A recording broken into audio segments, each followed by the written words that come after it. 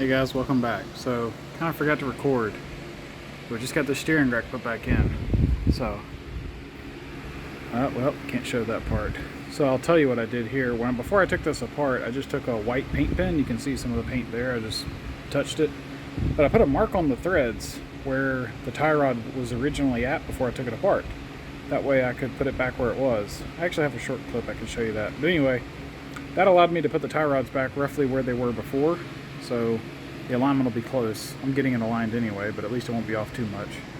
You see we got that all hooked back up, and this is bolted in. Since this is a steering component, I'm going to go back and check the torque on all the bolts, even though I'm pretty sure they're all good.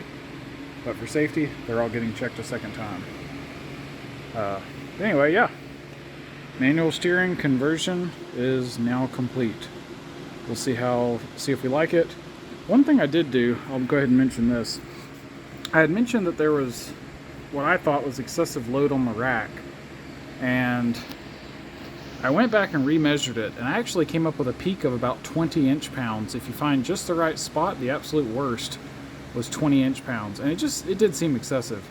And so I tried loosening this, which sets preload or something. So I took that and loosened it. Immediately all the problem went away.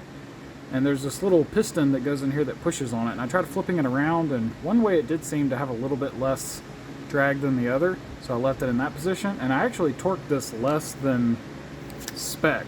I don't know if that's a bad thing or not, but man, it just seemed like the right thing to do. So I ran it's torqued to 20 instead of 4. I think it's torqued to a little over 20 inch-pounds right now.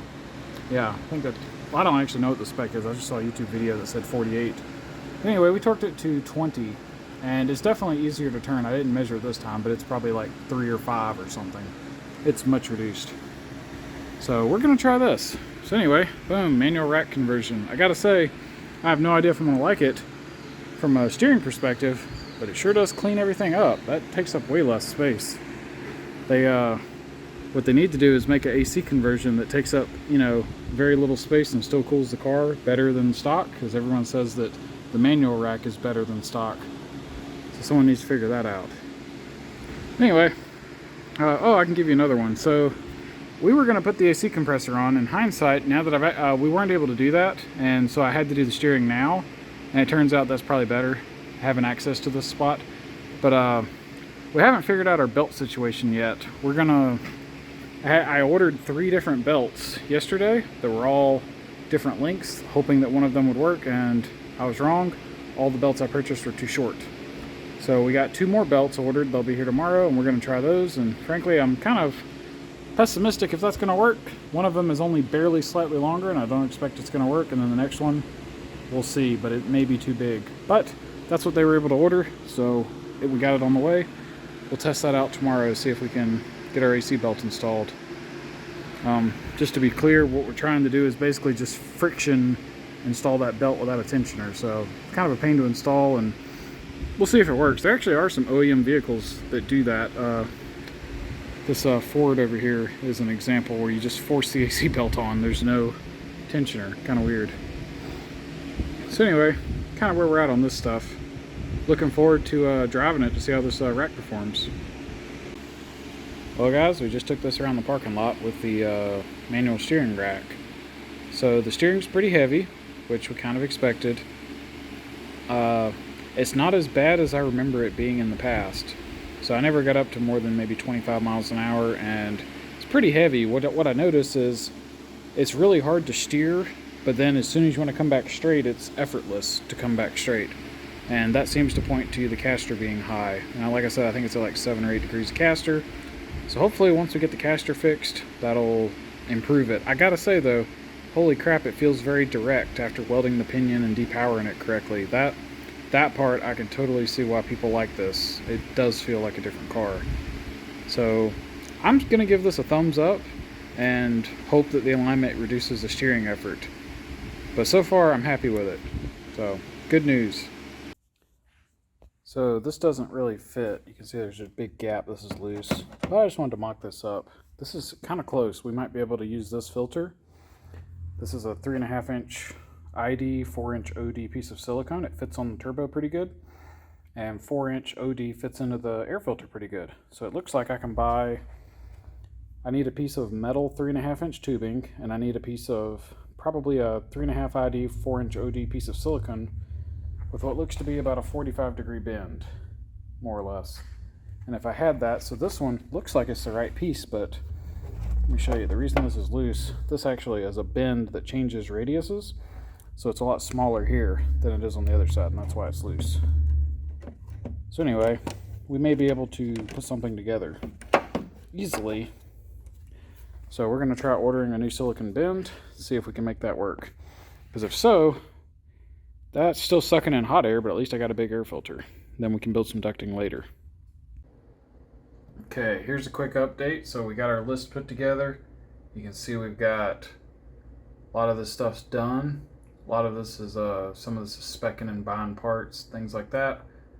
So if we go up here towards the top, you'll see it says pick up the belts, reordered. I've been having a hard time trying to find the right length belt. I got some more ordered.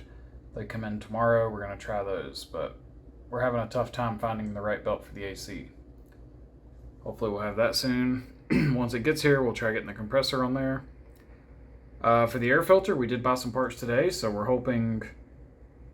we just bought a silicone bend and a piece of pipe, and we're just going to make that filter work. It looks like it'll actually be pretty easy. Shouldn't take long once that comes in. We'll do like a heat shield later. So tomorrow the plan is, you can see we kind of got this in order. So the first thing, it says install springs on the front of the car. I've got a spring compressor, a rented one, or loaner tool, so I got that. So tomorrow, I didn't have my little key to take the lug nuts off, but I picked it up. So tomorrow we pull the wheels, pull the coilovers, take the springs off, swap the springs. If I remember right, I had to modify the shock last time, but we can do that. So yeah, hopefully we get the springs put on the front tomorrow, and then after that's done, we should be able to install the street tires. So, because apparently they hit the factory coilovers with the 10-inch wheel. So yeah, we'll do that and just kind of work our way down. You can see we got our braces. So that rear brace, we got to put it back on the car and tack weld it back together and then weld it and put that back on. And then the front brace, that one that ties that subframe, kind of where the trans and the motor bolt together, we had unbolted that at one point, and the way the downpipe's built, it's going to hit.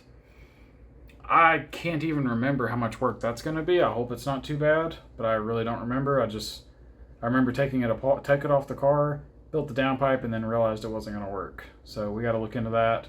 Hopefully that's not too much effort to fix, but we'll see. And then work our way down through the fluids, pumps, tuning, all that. So as you can see, the list is actually fairly short. So hopefully we can get this stuff knocked out. Tomorrow's Wednesday. So some of these parts you can see for the, let's see, for the air filters on the 18th. So that's going to be Sunday. But I mean, hopefully by the end of Sunday, we'll have a lot of this stuff knocked out. This, it's a pretty short list. There's plenty of stuff we want to do, but this is just kind of like bare minimum, to get it going. So anyway, that's where we're at. All right, guys, y'all take it easy. Hey guys, welcome back. So I forgot I should have included this in the video. I was already editing and kind of remembered. So this is all the parts we bought a while back, and you can see that just about everything we've ordered's come in. About the only thing left is a hose crimper and some transmission fluid. So we just ordered that fluid recently. So I was at AutoZone, or no, at Rally's, trying to pick up some other parts for my car. And I was like, oh, I need to grab some fluid. I'll grab this locally. And I went in the store, and the cheapest brand they had of Dextron 3 that wasn't like their house brand was $25 a gallon. And it just struck me, I'm like, man, this seems like it should cost like half that. It just seems excessive. I was going to pay $50 plus tax for 2 gallons of some cheap transmission fluid. Seemed like a ripoff. So I was like, you know what? Let me just whip out my phone. I looked, and sure enough, it's cheaper on Amazon. So this is one of the benefits of planning stuff. I almost paid, a lot more for this. So let me show you what we ended up with.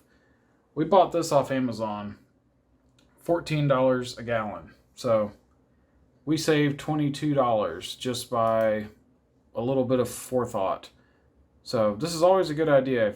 This is one of the benefits of planning out your project, is you can do a little research and find deals.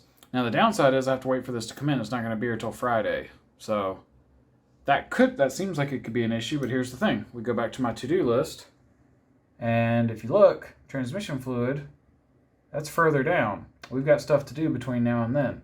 So in all, what'll probably happen is we'll have the fluid by the time we need it. So essentially, it took me a minute or two to find this on Amazon and order it, and I saved $22. So basically, $22 for 2 minutes of time. Very good deal. So again, just one of the benefits of planning out your stuff. So definitely keep that in mind. It's crazy. You would sure think that you could just go to AutoZone and there's certain things that there's no way it's, it would be a good deal. You're not getting ripped off, but I swear it's crazy. Seems like everything nowadays is cheaper online. But anyway, thought I'd share that with you guys, and y'all take it easy.